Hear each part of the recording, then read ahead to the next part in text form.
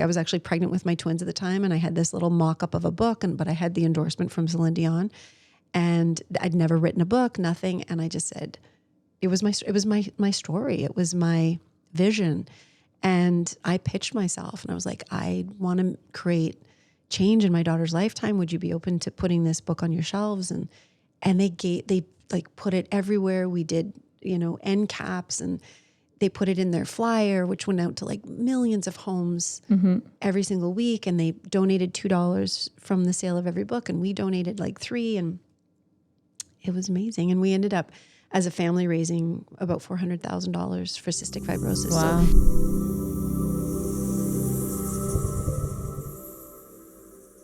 So thank you for making your way in and meeting with me here at our Oshawa office, Keller Williams Energy.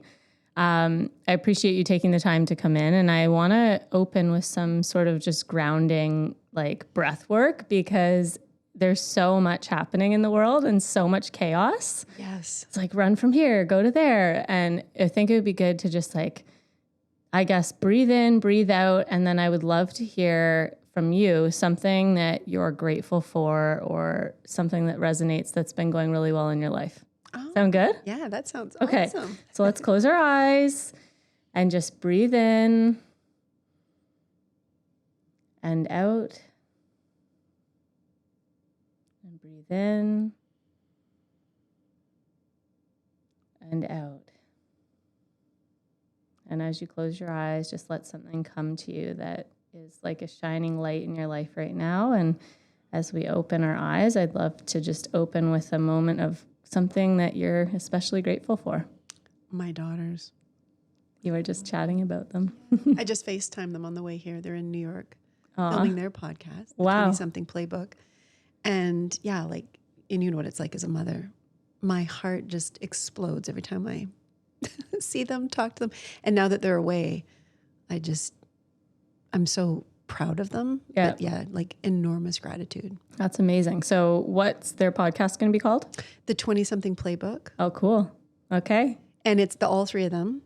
And they're all in their 20s. And it's like a guidebook for navigating your 20s and feeling, I think with social media, a lot of young people feel like they're behind or they're not where they should be, or, if they're in a relationship or they're not, or they have a career started or they don't. And it's like, this is the decade where they're transitioning from childhood really without responsibility to like adulting. And it's a fun decade, but it's also, I think, a challenging decade. Yeah.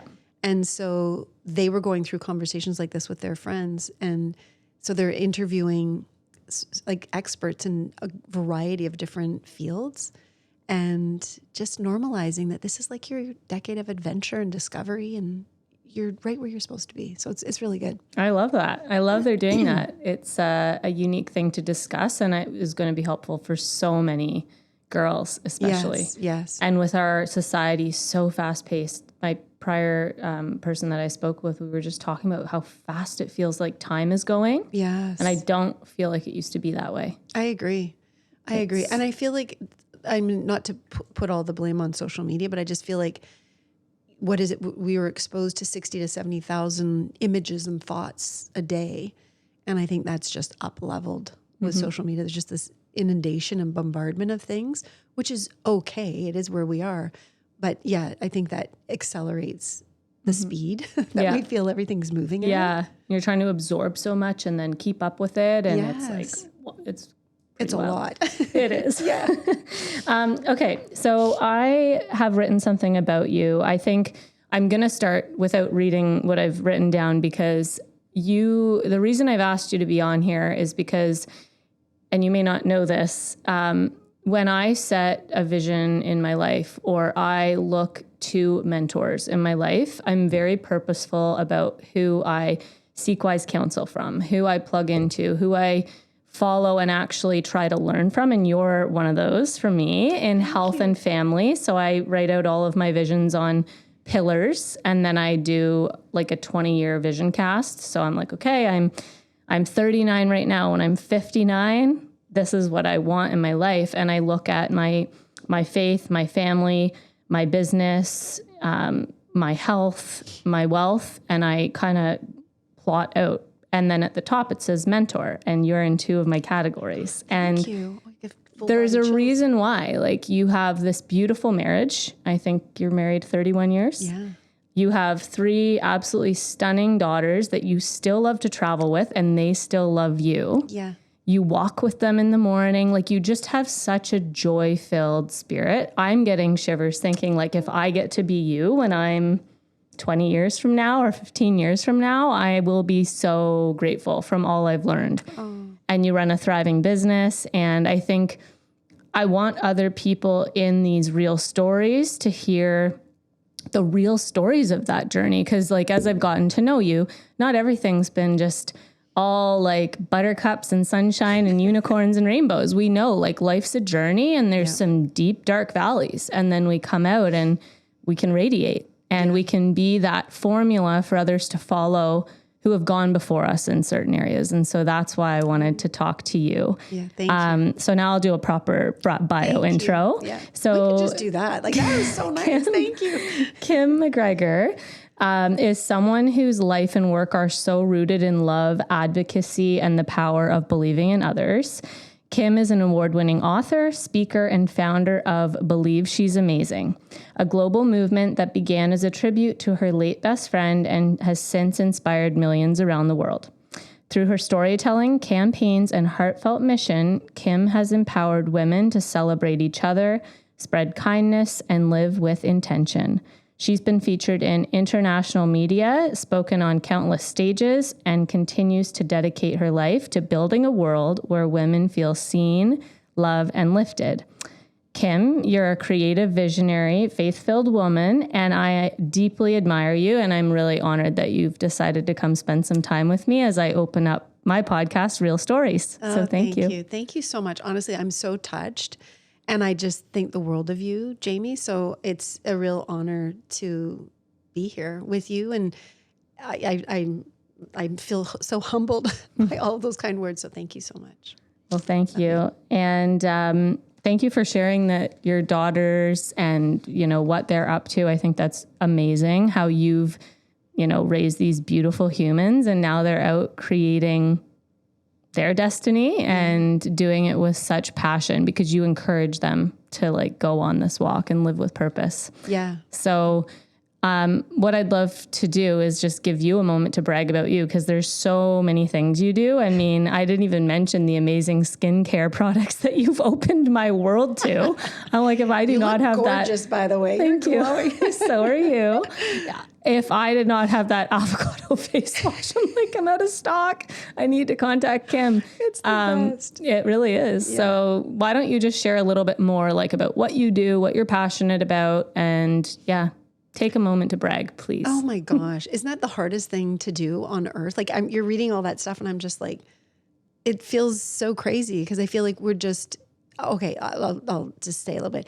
I feel like my life has been, and everybody's is, like, I'm not saying this is just mine, a series of adversity and challenges. And for me, I've always found healing in taking those challenges and adversities and turning them into something meaningful that I can pay forward, because I know life is challenging. And the older we get, I remember in my 20s feeling like I had it all together. Like this, oh my God, like I got it made. Nothing's ever going to go wrong. And then it was like the house of cards fell in and you realize there's a lot to learn still. And so I feel like as we go through experiences, and that's why this podcast is so beautiful, Jamie, I think it's the sharing of stories and bringing people together to let them know that they're not alone, and to give them guidance, like even if we're one step ahead of somebody else on their journey, to be able to say, you're going to be okay. You're going to get through this. I know it's hard, but you're going to be okay on the other side. And so everything that you just shared, you know, the flash mob and the books that I wrote, that for my oldest daughter has cystic fibrosis, which is a life-threatening health condition. It's a genetic disorder, and it affects the lungs and digestive system. It's a very serious disorder, actually. And when my daughter was born, I was like, what can I do to create change and to help find a cure within my daughter's lifetime? And I'd always wanted to write children's books. So I decided that was the impetus. That was going to be the time that I decided to write children's books. So literally with my daughter in one arm and like cranking out on a computer, maybe even pen to paper back then, wrote children's books. They weren't about a child with special needs. They were just about her little adventures, called Tales of Madison Faith. And then I was like, who is instrumental in cystic fibrosis that would help bring awareness? And it was Celine Dion. Interesting. Her niece had passed from CF when she was 14, like literally in her arms, one of her, I think her sister's children. And so I reached out to Celine Dion's management team. That was right when she had had her first son. Mm-hmm. And that was like, I pursued them for 9 months. Like, hey, you ready yet? Are you ready yet? Did she read it? Did she look at it? And finally, it took 9 months. It was like giving birth to another child. And they came back and said, yep, she's going to endorse your books. And that gave me the next step, which was, date myself here, how old I am, Zellers, which was a big department store in Canada that was around then. And they were the largest fundraiser for CF at the time. And so I went in with, like, I was actually pregnant with my twins at the time. And I had this little mock-up of a book, but I had the endorsement from Celine Dion. And I'd never written a book, nothing. And I just said, it was my story. It was my vision. And I pitched myself and I was like, I want to create change in my daughter's lifetime. Would you be open to putting this book on your shelves? And they like put it everywhere. We did, end caps, and they put it in their flyer, which went out to like millions of homes every single week. And they donated $2 from the sale of every book. And we donated like $3, and it was amazing. And we ended up as a family raising about $400,000 for cystic fibrosis. Wow. So that's just one example. When my best friend was diagnosed with colon cancer at like 27. Wow. And given 4 months, she actually lived for 4 years. She was really close with my kids. And that was when I did the flash mob. And then when I went through, that was the I Believe She's Amazing flash mob, and never did anything like that before. But again, I think it was just led by passion and a desire to bring people together, because she, throughout her journey, was so brave and so young. She was quite a bit younger. She was like 9 years younger than me. And going through this cancer treatment, and every time we would speak on the phone or see each other, and she would come and play with my kids with she had the catheter in her chest for her chemotherapy. And everything was just, I want you to know I think you're amazing because you're a great mom, you're a good friend, whatever it was. And that became the mission of the flash mob. And then going through a really challenging time in my marriage when my twins were 2 and my oldest was 5. And we actually split up for about 6 months, and it was hell. And I thought we were going to get divorced. And we both just like committed to work on ourselves and on our marriage and the family. And that was when I wrote my second book, Be a Woman, Expressions of Life. And that was something that I felt like I could have used when I was going through that period in my life, which was all just about, I feel like in the media and on social media too, there's so much filtering, and and listen, I use a filter every now and again too. It's the Paris filter. I love that filter. But I mean, like, there's so much about you're sexy and you're a size 0 and you're all this. And really, when you're going through challenging times, it doesn't matter what size you are. It doesn't matter actually what you look like. And the human condition that impacts us all is about who we are at our core and how we feel. And so that book was really based on the women in my life that had most inspired me, that didn't have a title. There wasn't really on paper, there wasn't anything significant about what they had achieved, but they had strength or they had courage.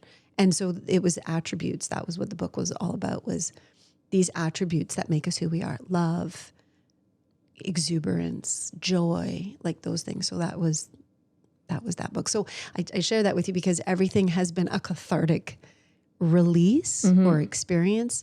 of some of the hardest things that I've been through. And that I feel has helped me heal in some ways.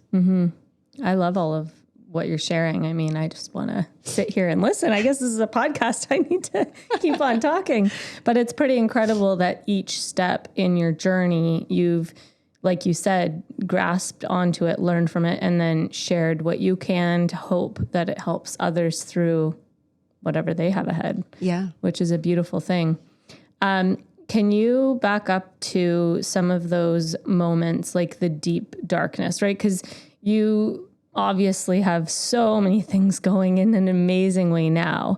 And it's important for people to know, like, we are all human. We all go through those valleys. I mean, having your young girls, 2 and 5, right? Twins, 2. Yeah.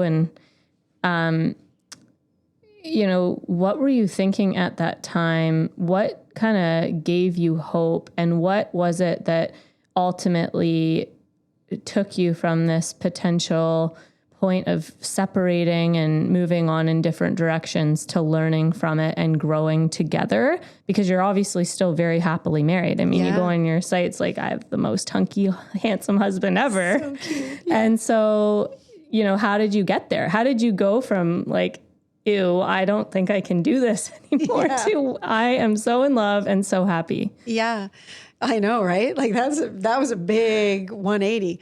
I think humility, like, that is the key word. I think unless you're with somebody that's abusive and, you know, you got to run. But as we learn about ourselves, as we get older and you bump up against other people, which are our greatest teachers, I think it's not the most useful thing to go through thinking that you don't have a role to play. There isn't any responsibility on that. And having said that, there are some people that you can try and they're never going to change. And so there does need to be a healthy boundary put in place in those situations. But I think with respect to my marriage, for example, it was a lot of, you know, in the beginning, it was like, oh my God, like you feel like a victim for sure.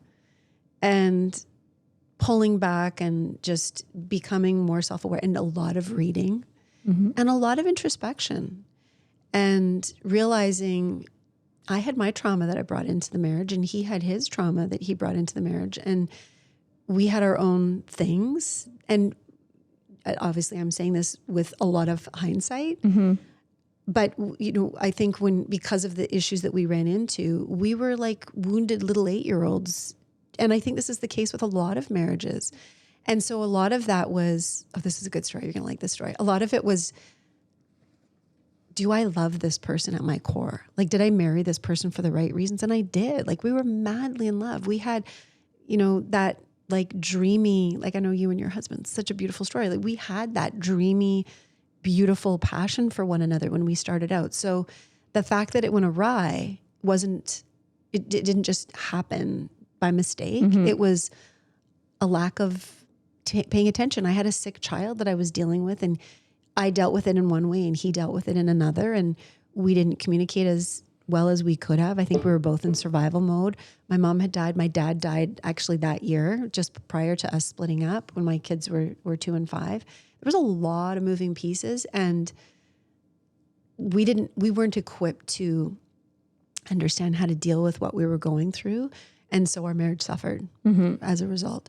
But the pivotal moment, I'll just share the story because it's kind of an interesting story and very faith-based, I think, is I had taken the kids to the library. My husband was in therapy because I was like, you got to go get yourself fixed. Like, I didn't have any problems, Jamie. I'm totally fine, but you got to go get yourself fixed, right? Problem number 1. But he was in therapy, and so he came to me and he said, the therapist thinks we should do a collective together marriage counseling session together. And we have to figure out, like, do you want this to work or do you not? And it was me that had to make that decision because he was ready to make it work. He was going and he was working on himself. And so I had taken the kids to the local library, 2 and 5. And I look back, I feel have such empathy for that version of me because I'm proud of myself for how I handled it as a mom. Like my kids had no idea what was going on. And my husband actually, God bless him, came every night, even though he was living at his parents, and put the kids to bed. And then we would have tea and just talk. Like we'd talk. We hadn't done that in a really long time. And I was at the library and I was praying to my mom. And I was like, what am I supposed to do? Like, I don't know what I'm supposed to do. Do I stay in this marriage? Do I not? Do I go to counseling? What do I do? Like, show me a sign. I get goosebumps when I think about this. And I was on my knees in this aisle. My kids were like, I could see them sitting at a little table. My oldest was reading to the little ones. And honestly, it was like my hand just went up and the bookshelf beside me, you know, they were all spines. You could just see the spine of the book. Literally grabbed this random book on the shelf.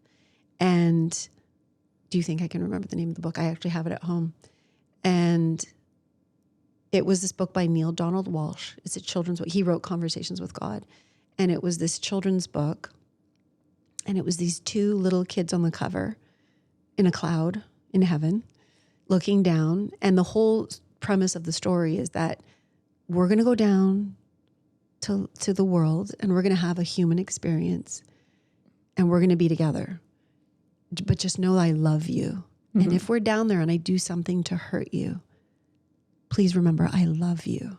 And it was this, and on our wedding card, it was these two little kids running in a field. So it was like this. You were having a moment. Crazy. Yeah. And that was the story was like, if I screw up, if I do something to hurt you, let's try to remember who we actually are and that we came here to have this experience. And that was it. I was like, okay, that's my sign. I'll give it a go. Yeah. And I'm grateful that I did because, we have such a beautiful, passionate, loving marriage and a beautiful home. And we've created peace, love, and harmony in our home for our kids, even though there was moments of chaos in those early days. So I'm grateful for the humility, going back to that word, of me actually, and then when I went to therapy, it was like, I realized I had some problems too, Jamie. I know, shocking for me. But like I did and I do, and we all do. So it's just how we're prepared to show. Yeah, it's normal. It's part of the human experience. Thank you for sharing that. So in the learning, reflecting, looking back, let's say that there's somebody who has chaos at home. I mean, how do you not when you've got twins and a 5-year-old and I know what my house looks like in the morning. It's nuts. I'm crazy. Not going to sit here and be like, oh yeah, it's perfect. We make sunny dippy eggs and pancakes if they want them. And everybody was happy and laughing. Yeah, no, it is not always that way. What would be your advice from what you've learned in the moment or the presence of that reality that can be chaotic and intense? Is there any wisdom that comes from you reflecting back on what you may have changed? Or, you can't change the past, but you can learn from what you went through, and maybe someone can warp speed fix what they've got going on because you learned in a longer version. Yeah, I think I'm a good mom. Like that one thing you cannot take from me, I'm a freaking good mom. And I had a good mom too. And I have the utmost patience for my children and nurturing and believing in them. And that's never been an issue. But when my husband was going through his things and I didn't know how to cope with it, and I was just trying to, just keep my feet above, just like on the ground, survival with the kids and being and showing up happy and present for my kids. I didn't give that same respect to my husband. I shut him down a lot with his feelings, and I didn't know how to, I was barely able to manage my own feelings. Yeah. And so there were a lot of moments where I was like figure it out. Like I don't have the bandwidth. Like I'm raising 3 children. I don't have the bandwidth to help solve your situation and stuff. Yeah. So I've learned, this is hindsight, that first of all, for communication with your husband, with a man, It's not you, which I used to do all the time. That puts people on the defensive. It's a separator. It's not a unifier. Mm-hmm. That kind of language, I own that. Like I own that piece of it. And a lot of women do that. You know, like I remember going out somewhere and my husband would clean the kitchen and he wouldn't wipe the crumbs off the counter, but he'd clean the kitchen. And then I'd come home. Do you think I would thank him for cleaning? I've told the story to so many women and they're like, I do that. Like I would, instead of saying thanks for cleaning the kitchen, I'd be like, did you not see the crumbs on the counter? Like, could you not have wiped the crumbs? Now it's like, I don't give a shit if there's crumbs. Like he cleaned the kitchen. I'm grateful. I'll wipe the crumbs. Who cares? He takes the garbage out. He does all these things. So it's stopping in the moment of the chaos of life and just like we want to do when we raise our kids, call out the good stuff. Yeah. Because everybody wants to hear the good stuff. Mm-hmm. People, we don't want to hear like, you did this wrong and you did this wrong. And why didn't you do this? Like, thank you for taking out the garbage. Mm-hmm. Thank you for cleaning the kitchen. Mm-hmm. The crumbs are so minor in the scheme of things. And then learning words instead of you, I feel, I want, I need. Mm-hmm. To your man. Mm-hmm. I feel, I want, I need. Not you didn't do this, you didn't do that. I'm being super honest here, like because I messed up. Mm-hmm. And he messed up too. Like we both didn't know how to communicate. But if there's something, because we have challenges, like we're individuals. Of course there's going to be moments. But I really catch myself now and I'm like, it feels like, instead of you, it's like, it feels like this. Or I need this. Men are wired to serve us, really. And when we give them the opportunity to be the king and we're the queen and we settle a little bit into our feminine rather than trying to be so masculine. I know it's hard for overachieving women, but like be that feminine woman who lets your husband do things and convey those messages because it's super healthy to convey those things in a healthy way. That's not going to break people down and make them feel isolated or alone because that's not what you want your partner to feel. And for you being a dominant woman, and this is so interesting. There's a man that I follow on Instagram and he talks about how important this is. And I reflect back to my days in Switzerland, which, you know, I never, ever fathomed that I'd be living in a different country in Europe, married to a man, having my first baby, literally hiking through the mountains. And on days when I wasn't, he worked at Swiss TV across from the condo we lived in. And I would just have this beautiful lunch prepared for him. I did this free online course with, I think it was Harvard, where you prepare a meal and then upload the photos with a bunch of other people. And they like give you new food ideas. It was really cool. Wow. So I'm living this life. And just for perspective, my prior to that was always grinding. Like I trained polo horses. I ran a painting business. Like from the age of probably 8 when I started my babysitting, I was always this boss woman, right? But what felt really good and natural was having a baby and taking care of my husband and letting him lead. And so with today's society, it's really challenging to just be at home. And it's great. Some people get the opportunity to do that. But for those that don't, and as women naturally have that dominating boss lady type thing about them, how do you advise women that are leaders, that are out there like absolutely being dynamic in their business, to then go home and really truly let the man lead? Like how do you encourage that leadership from a man when you're really like the boss all day? Yeah. Do you know what I'm saying? Yeah, totally.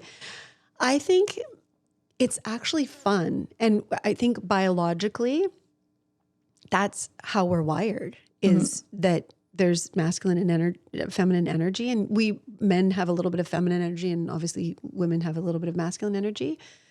But I have found that the more that I can feel grateful for the bigger picture, like when you look up, like I love that you have all those goals and all the different pillars, and everybody needs to have that. And when you look from a big aerial view, what do you want your life to look like?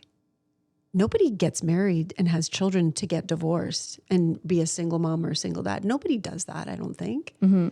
That happens by a series of unfortunate coincidences and series of events where we don't know how to deal with things in the moment. And having experienced that, I can say that wholeheartedly. So I feel like when you have a vision of what you want your home life to look like, which is a really important thing, then and this was one of the things when we got back together and we were healing through and becoming stronger, we had this saying that we would say to each other, and that was, what would love say? What would love say in this moment? Would love attack? Would love be whatever the things were that were our old bad habits and bad patterns that weren't serving us?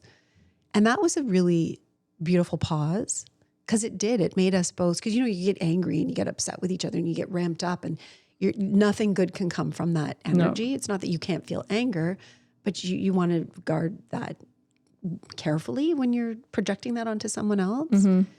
And so I think it's just a great phrase to help you take pause, catch your breath, think before you speak. That was one thing. And the other thing was the vision of, because there had been chaos. And I grew up in chaos in my home. So I was used to that. Like, that was normal.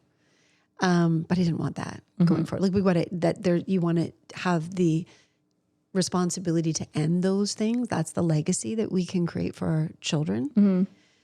And so I created a vision for our family, which was peace, love, and harmony. I love that. Yeah. Peace, love, and harmony. And so the way that we interacted and the things that we said, that dictated. And then the third thing is gratitude. Like, what are the things, like, instead of, because women are good at, a lot of women that I've spoken to, I'm going to say everybody, but we can find the things everyone's doing wrong, especially our husbands. But if you find the things that they're doing right, that they're doing great, because they're trying their hardest, that changes everything. And that energy, like, I remember the day, this was, maybe 15 years ago, and my girls were, I don't know how old they were, 15 or 8. My twins were 8, I guess. And it dawned on me, my husband was taking the garbage out. I never say take the garbage out. I don't even know when it's garbage or recycling. I don't know. But he does it every single week without me asking. He takes that responsibility. He folds, like all men, I'm sure, fold the cardboard boxes and fit them in the bin nicely in the recycle bin. Like, there's a lot of things that our husbands and men are doing that we're not even clocking. Yeah. Because we're so like, well, I did the laundry and I did this. They're doing a lot. Yeah. And he was so cute. If my kids wanted a book, because we really encouraged learning and reading, and when he used to work in the office, he works from home now, but he'd be like, I'm faster than Amazon. You let me know what you need. And he would like leave the office early, stop at Chapters on the way home, and make sure he brought that book home. Like, that mattered to him, that he was serving us. And so I remember him taking the garbage out, and I stood in the kitchen and I called the girls over and I was like, look at Dad. He's taking the garbage out. I didn't even have to ask him. Like, that's a good man. And then he came in and we were all standing in the front hall, and I said, thank you so much for taking the garbage out. I don't think I've ever thanked you. And I never ask you, and you do it. And the girls are there, and I just said, girls, this is what a gentleman your father is. And I swear, Jamie, his chest puffed up. Like, he was so proud of himself, as he should be, because he's there to serve his family. And those little things, I'm using these as examples. We can all find those moments. Cleaning the kitchen, who cares if the crumbs are cleaned up? Those moments to call out the good stuff. Yeah. Because as with our children, as with our marriages, what you focus on expands and builds. So if you want peace, love, and harmony, if you want to feel grateful for the things, look for the things to be grateful for. There's enough of them. It's true. Yeah. I love that. Thank you. Yeah. That was, it's a good reminder. It got me going, okay, my husband does all these things. Yeah. And thank goodness, because it's just not like, my husband gets all the kids out the door in the morning. He's Swiss, so he's the one that is always ahead of time. To the degree where when we're at the airport, our nanny, who sometimes travels with us, is like, are you ready for tomorrow? Vincent's going to get the watch out. He's airport dad. Oh, yeah. He is on it. We will never miss a flight. But he's also very good with the structure and the time in the morning, where I'm just like, I don't do well in the morning chaos. I don't like packing lunches. Like, I love seeing my kids in the morning, but getting them all out the door, especially in the winter, not my jam. Chaos. So he owns that. And it's like, there's probably not a lot of people who do it like every single day. And so, yeah, it got me thinking. And I love that you shared that, because I think as people listen to this, they're going to be like, what can I thank someone for in my life today? Yeah. Spouse, a loved one. I think that there's definitely not enough of that goes around. Yeah. So obviously we touched on some of those like deeper, darker learning things. Can you tell me about like what you're doing now? What is your passion? Because I obviously follow you. I'm like learning so much from you. I can't keep up with the learning. The squats. We're doing a lot of squats, Jamie. Share with everybody what you're focusing on now. So I'm focused on my business, my wellness business with the luxury brand Bourne. I have a beautiful, big global team, and I have found such a beautiful community. That business saved me from corporate. So I built it part-time alongside my corporate career, and I always wanted to be an entrepreneur. I had sort of dipped in and out of different things when I ran my publishing business, and I've tried so many things. And this was the thing that actually clicked and worked. And within 2.5 years, I actually matched my full-time 6-figure income with this little like part-time, 10 to 12 hours a week gig. And I've always loved helping people and encouraging people to be their best. And I've given a lot of solicited people have come to me for advice over the years. And I remember my husband saying to me at one point, like, if you could like package that and bottle, like you'd be rich if you could just like find a way. So I would like dip in and out of coaching and helping people. And I'm 56 now, I'll be 57 in a little bit. And my mom died at 53. She had breast cancer at 41 and she passed away at 53 of colon cancer. And you learn a lot from that, right? Like again, it's the learning from the tragedies, because she was like my best friend. And so as I've gotten older, I would say like in my late 40s to early 50s, Bourne was definitely a choice because they're super clean and non-toxic, and coming from a family, we have like 11 women on my mom's side that have breast cancer. So that was something to think about with the toxins that we're putting on. But as I've gotten older, and I'm 9 years on the other side of menopause, which was a hellish journey, didn't even know I was going through it, just the education again and helping women navigate that time and not feel, you see so many things online about ageism and being invisible as we get older and not being able to age well. And I talked to a lot of clients that I have that are women in their 40s and 50s, and there's this sentiment of, well, that's just the way it is, because that's some of the messaging, even with professional doctors and things like that. Like, this is a stage of life you're at, like, you're going to gain 20 pounds extra. I don't think that's true. Mm-hmm. I don't think that's necessary. And I think that we're just this like holistic living being, and the way that we show up and the way that we decide we're going to age and get older is how it will be. And for me, I want to be like the Energizer Bunny, like I am now. Mm-hmm. I want to continue, because I feel like our energy is this renewable resource. But it does come from our health, and it does stem from our healthy relationships and our body being healthy and taking care of the relationships that are happening in and around our lives, mm-hmm. and doing things that give us meaning and purpose in our career. Like I was in a 20-year career in corporate, and I worked with great people. I had great jobs, but like it wasn't my passion. It wasn't fulfilling to mm-hmm. just like kind of push papers on the table. So I feel very centered in what I'm doing and very grateful that I have the two sides of my business, which is helping people get healthy and helping people age strong and well. And as you know, I'm not somebody, and I have no judgment for anybody that does, but I'm just not personally somebody that wants to do Botox or do filler. Like I want to my kids would kill me if I did that too. But I want to demonstrate to my children natural, healthy aging. Mm-hmm. And so I got to figure out how to do that myself first, right? And then pay that forward to other women, because I do feel like, I don't know, like sometimes I look online at, it's And again, to each their own, but I feel like it's hard for women to see themselves aging sometimes, and why. Like, I still feel like super awesome. And but a lot of it I feel comes, again, it's our health, mental health, our relationship health, our physical health. How do you eat? Like, I don't drink alcohol. I haven't drank alcohol for 16 years. And that's been a great move. My husband doesn't drink alcohol now either. He's been about 12 years now. I work out every day. I lift weights. Well, I have tennis elbow right now, but normally I lift weights. I do squats. Like, I'm learning, and that's the thing I'm paying forward.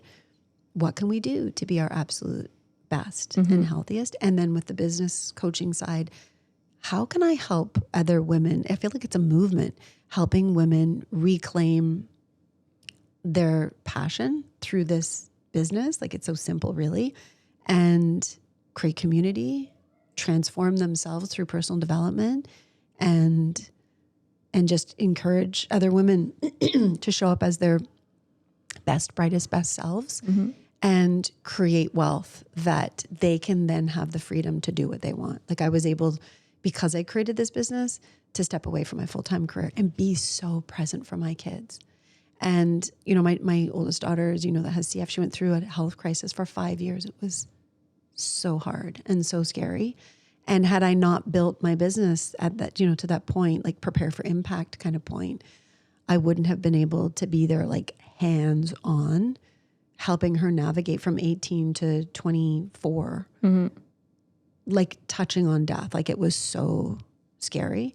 So that's currently my work. And then I'm my oldest daughter and I that has CF, we want to write a book together, like a dark comedy about that hellish Dark 5 time. years. Yeah. Cause it was scary, but there were comical moments, as I think there is with life, if you're able to step back and look at it that way. So we're kind of working on something there too. I'm excited to read that. Yeah. See how you twist something so tough to making light of it. Yeah. If you could give some wisdom in the area of raising healthy daughters in today's society, what have you learned? What has created a genuine relationship between you and them? I mean, I saw photos of your trip that you went on. You're hyper present with them. They want to be around you. Yeah. You know, what is it that you did? Because you hear a lot in society about, I have all these daughters and the relationship's not working great, or there's just so many stories that you hear that moms with their daughters have so much conflict. Yeah. So you've created the opposite of that. Yeah. And I would love to hear a bit about how you did that. Yeah, thanks. I've heard those too. And I did when my kids were young, wait till they're teenagers. And so the first thing is, don't entertain those thoughts. Don't even think, when you hear people say, wait till they're teenagers, they're going to be hellish. That's their experience. That does not have to be yours. I think it's the same as, rebuilding relationship with my husband. It's mutual respect. They're individuals. We have the honor and gift of raising these little humans into their own version of whatever they are. They come partially hardwired with their own little bits of character and personality and desires for things. And then, through us raising them, we have a hand in that. But I do think some of it is they come into that because, you have 4 kids, and I have 3, they're all, and I have a set of identical twins and they're different. And I think, so a couple of things. I think treating them when they're young, like they're smart, obviously you have to set boundaries with young kids, but treating them with respect and letting them have their own opinions. And instead of, because I've heard lots of parents that I'm the boss, no, you're not the boss of anybody. You can barely be the boss of yourself most days, you're not the boss of your kids. You are their mentor. You are their guide. You are their backstop for unconditional love and support in everything that they undertake, but you are not their boss. So you have to decide early on that you're going to encourage them to be their best, and you're going to tap them back in place when they're get off a little bit of things that are going to give them grief. And like, you know what, like we've raised our kids to be super polite. They could speak to anybody of any age and hold a conversation well. And they have been like that since they were young because we exposed them to that. And that was an expectation that we had. When an adult speaks to you, you respond. Because you see a lot of kids, like they can't speak to adults. Yeah. They can barely speak to their own peers. Yeah. So that's, you know, just again, teaching them the values. And then when they were young and they were, you know, of the age that they could go to parties in high school, and my husband and I would let them go, but we would sort of say like, be smart, be responsible. We don't drink in the home. So I just think maybe that set a standard for them, but we would always give them, I think you have to teach your children at a very young age to make decisions for themselves and live with the consequences of those decisions. Yeah. So we would always say, you go, but if you drink, and I definitely like we've never encouraged drugs, obviously. We've definitely taught them, educated them not to use drugs. They've never used drugs. They've never drank actually either. And whatever you choose to do, just know you have to live with the consequences of how you feel, of what happens. Like that's you. You get to make the decision, but you also have to live with the consequences of the decisions. And they, to this day, now that my twins are 22 and my oldest just turned 26, and they'll say, oh, that was like the hardest but best thing you ever did, because everything they did, even if it was, and I know we don't have pop and stuff in the house, sounds so silly, but like we don't drink sugar, like pop and stuff. But when they would go to a birthday party, they could have Sprite or whatever was being served, Coca-Cola, but they would think about it. Like, do I really want this? But I think just empowering your kids to be able to make healthy decisions for themselves. And then when they would come home, like my work, because I worked from home with my business, from 4 until 5:30, like no work. That was like, and they would literally talk at me for an hour and a half, sometimes over each other. So I knew everybody's name, their friends, I knew what was going on. And it was like, so give them time to have the download. They're processing a lot of information between teachers and what they're learning and their kids. Yeah. A lot of it, I think, is even just developing skills of relationships and how to navigate while you're growing yourself and maturing, and you're learning how to deal with other people and the stuff that they bring to the school from their own home and all that sort of thing. So listening and giving good counsel so that they can make the best, healthiest decisions for themselves, and encouraging them. Like, just, you know, that I was fortunate. I think my mom and dad both, like, they believed that we could do anything. You know, my mom was like, you could do anything you set your mind to. I remember when Madonna came out in the 80s, and I was like, she had such a nice voice. And my mom was like, if you practiced really hard, like, I'm sure you could sing as well as Madonna. I don't think I could, Jamie, but I mean, that you belief. It. Yeah. Empowerment. Yeah. Believing, and then encouraging them to develop that belief and giving them a variety of experiences. Like, I've done a lot of speaking and stuff over the years, and I will bring them with me and sometimes bring them on stage. My oldest daughter, she's been doing it since she was really young, so she's an amazing speaker. But my twins hated it, and now they're amazing speakers. And they're like, I'm glad that you made me do that. I hated it at the time, but like, they can hold their own wherever they go now. That's incredible. Yeah. Is there anything that I haven't asked you or that we haven't touched on that you feel you would be able to shed some light on or share? Let's think. I just think it's important to remember that life is a journey of evolution. Like, we're never going to arrive. And that's a humbling thing to admit, but it's also really human.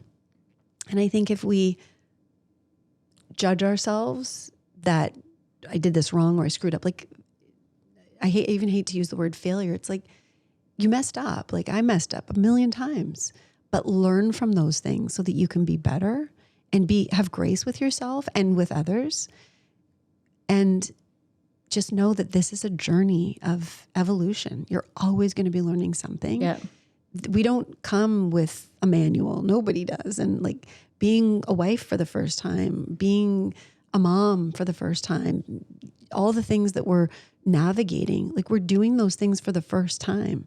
And so taking responsibility for that, but also understanding that it is a journey of unfolding and becoming. And as long as you're always willing to become that next version of yourself, while you have grace with where you're at and the fact that you're learning, being able to say like, I screwed up and I'm sorry is really important too. And just showing up with your biggest, best energy and knowing that I do believe that we have a ripple effect, and however you're showing up, you have the ability to create this beautiful cascade out and impact other people. And yeah, I love that saying, like, it's how you make people feel at the end of the day. You want to make people feel better. So yeah, just a little bit of like, it's a journey and it's awesome. If you think of it that way, it doesn't feel so heavy. Like, oh my God, I haven't arrived yet. Like you're going to always be arriving. Yeah. What is something that you're, I guess, working through right now? Is there something that you haven't quite yet like mastered or that you're really hoping to do more of? That's such a good question. And I will tell you, the last year and a half for me has been, I went to therapy and I did EMDR, which is eye movement desensitization and reprogramming therapy, and parts work, which is really, really powerful. So it's not CBT, just talk therapy, to overcome some of my childhood trauma. And I was a chronic people pleaser, and I've been working on that for most of my life, but it really surfaced in both my personal relationship and in my work about, I'm just going to say like 2021. And it was just this, it was actually one of my business coaches who said, you know, this is kind of showing up in a lot of places. Is that maybe something you got to work through? And I was like, oh, maybe. And my oldest daughter, Madison, who has CF, who's like been through therapy, and you can imagine like dealing with a life-threatening health condition, what she's had to overcome. And she did, she has. I have so much respect for that. And so, and she did EMDR and parts work, and she kept being like, Mom, I think you need therapy. Like, I think you should just go to therapy. And so I finally did at 54. Womp womp. But I did it, right? And so the last year and a half was working through overcoming that people-pleasing propensity and being okay with not being liked by certain people, and setting healthy boundaries in both my personal life with people that I love, but if they aren't willing to put the work in, and that's a really hard thing for a people pleaser to do, but I feel liberated by doing it. And that's like, I think that was kind of like the next thing that I had to work through. So now I'm in the comeback phase of that. Cause there have been some relationships that have been changed, altered as a result. And that's an interesting thing, right? When you put a healthy boundary in with somebody because they're crossing the line repeatedly as a behavior, because you're letting them, like you teach people how to treat you. So again, full responsibility. It changes, it shifts things. And so just like coming to peace with those things and then being okay with the next level. Yeah. So having said that, is there anybody or I guess a certain event or anything that I could connect you to or do if it comes to my mind that would help you in this next part of what you're focusing on? Oh my gosh, you're so sweet. Who you could connect me to? I don't know. Like, I think I just want to continue to inspire people to be their healthiest mind, body, and soul. So if you come across someone that's struggling, I would love to be a part of their journey in overcoming that struggle, whether it's in their personal health or, someone looking to have a healthy community of supportive women. I work with men too, but mostly women, in creating their own, financial independence. Yeah, that would be lovely. And what can I do to support you? How can coming here and being able to be friends with you and have you really shine a light on things that I know I want to focus on more inside of raising 4 little humans. I mean, I have a formula to follow, and you've done it successfully. Yeah. So just continuing to be open and chatting with me about things you've learned along the way and reminding me to go on my walks with a weighted vest, all those things. So good. Yeah. And every hour do 20 squats. Exactly. And if you don't, it's okay. Forgive yourself. Even if you get your squats in every 4 hours, it's still good. Yeah, squats are so good. So funny. So if we found ourselves back here a year from now, just to round this out, what would you be celebrating if you have really achieved everything that you hope to achieve in the next year? What would it look like for you? Wow. I would be healthier physically, and I would be even more at peace with this new empowered version of me that is setting healthy boundaries. My business would have like 10x'd, and I would have empowered and inspired. My goal actually is 1,000 women, to help them generate a really beautiful 6-figure income. And my children would have their TV show greenlit, and their podcast would be amazing. And their TV show that they have written would be greenlit and like underway in production. And Jeff and I, my husband and I, would just be even more passionate and in love with our lives. We're so grateful for the family and the relationship that we've built. But yeah, just continuing to enhance what I'm currently working on. I love it. Yeah. It'll be beautiful. I can't wait to watch it all unfold. I know it will. You're such a visionary, and you're so on purpose about what you put your time into. I have an incredible recording of the man who wrote the 10X book. So I would love to share it with you. We can rewatch it together. Yes. That's such a good book. Grant Powerful. Cardone. No, there's another one. Dr. Benjamin Hardy. Oh, yes. With Dan please Sullivan. do. Yeah. Oh my God. So Dan Sullivan. He came on a private call with us and talks about the steps in his book. So we'll sit and watch it together because it's pretty awesome. Good. Thank you. I think the last thing is just, is there anything random about you that we can leave with a surprise question that you'd want people to know, or something quirky, like secretly do you eat Fruit Loops for breakfast every morning? No, or like, I do not. What's a surprise little thing about Kim? I am an absolute spaz. And I just did a post on this on Instagram. I'm an imp. Like my nickname at home that my kids and my husband call me is Monks, because I'm nosy and I'm curious. So we were in Mexico, my husband and I, on a trip, and there was a monkey out front. And so my husband said, "Come and see the monkey." And so I came out front, and of course I couldn't just observe the monkey. Like I had to try and go up and like interact with the monkey. And the whole trip, there was monkeys everywhere.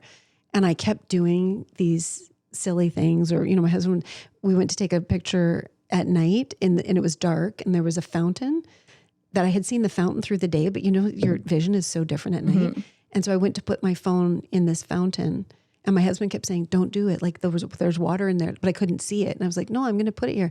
Anyway, I did, and it drenched my phone. Like I destroyed my phone. And so my husband, that trip, he was just like, "You're such a monkey. Like you're such a monkey." So anyway, my nickname is Monks because I interrogate everybody.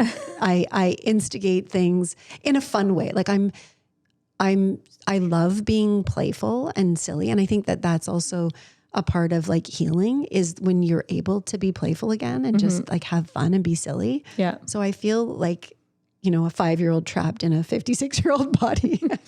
And you look like you're 29. Oh gosh, thanks. It was such a pleasure having you. Thank you so much for sharing your real story. And if you want to watch our podcast with me, Jamie Lee Bongard, and Kim MacGregor on Real Stories, you can find us on Instagram, Real Stories JLB. Thanks for watching today. Thank you. So fun.